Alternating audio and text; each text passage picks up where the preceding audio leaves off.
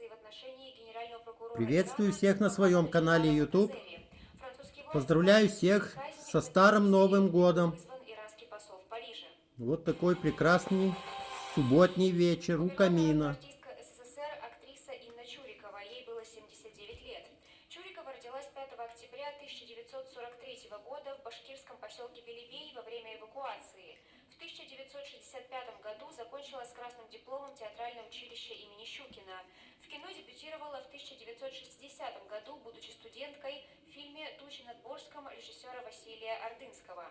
Затем снялась в нескольких десятках фильмов, среди которых «Морозко», «Татьяна Мюнхгаузен», «Военно-полевой роман», «Ширли Мудли» и другие. С 1975 года Чурикова служила в театре имени Ленинского комсомола. Радио Свобода на УКВ. Чурикова, среди прочих, выступала в поддержку карельского историка Юрия Дмитриева. На HRD 900. Назарова и его супругу, заслуженную артистку Ольгу Васильеву, уволили из МХТ имени Чехова. Об этом рассказал представитель театра Вадим Верник. По его словам, решение об увольнении принято после разговора с художественным руководителем театра Константином Хабенским. Содержание разговора не раскрывается. Ранее об увольнении Назарова и Васильевой написало издание «Московский комсомолец» без ссылок на источники. По данным газеты, причиной увольнения актеров могли стать публичная критика войны с Украиной и антироссийские настроения. Военная прокуратура во Владимирской области потребовала заблокировать главную новостную страницу ООН и главную страницу турецкого информагентства «Анадолу». Первым на это обратило внимание владимирское издание «Довод».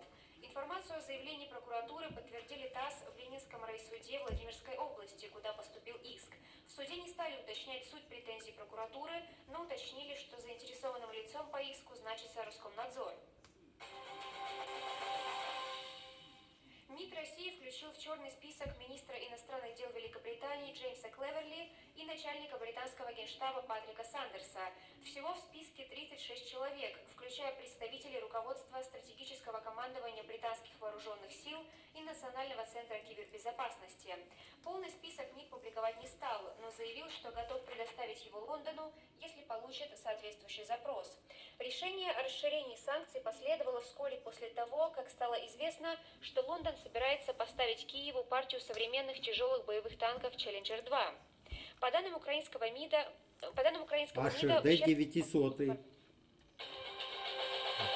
Запинка. рост потребительских цен в России по итогам прошлого года составил почти 12%. Это рекордное значение с 2015 года, сообщает Росстат. Пиковых значений почти до 18% инфляция в России достигала весной 2022 года, сразу после российского нападения на Украину и введения в ответ на это первых пакетов западных санкций. Продовольственные товары в среднем подорожали за год на 10%. Больше всего подорожали молоко и молочные продукты, более чем на 15%. Время. В Кишиневе 19:04.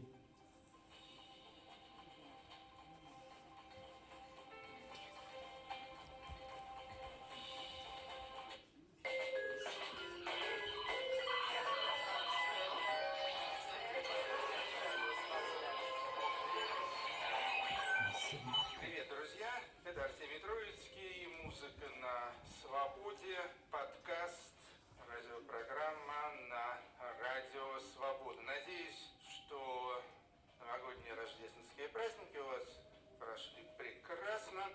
Ну, в общем-то, у меня тоже неплохо.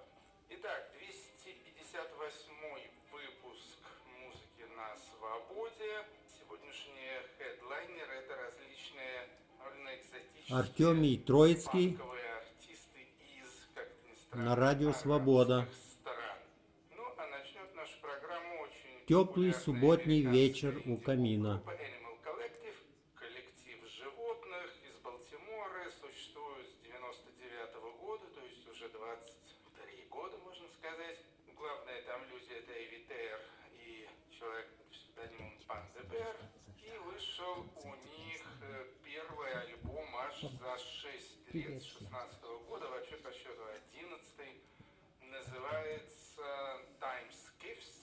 Даже не знаю слово «скиф», я раньше в английском языке не встречал, но, скорее всего, это скифы. Скифы времен, так можно перевести. Слушаем с него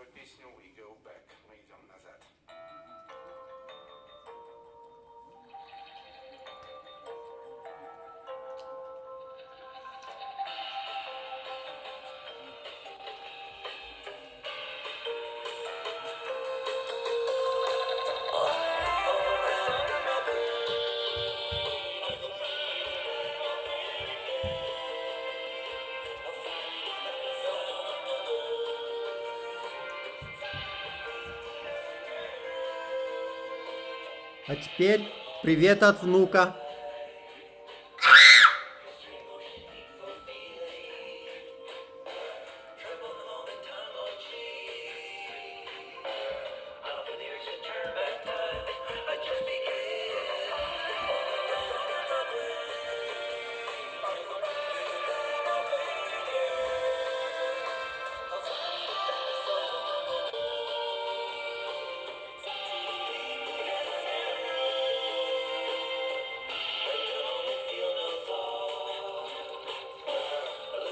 Всем добра, мира и удачи. До новых встреч. Пока.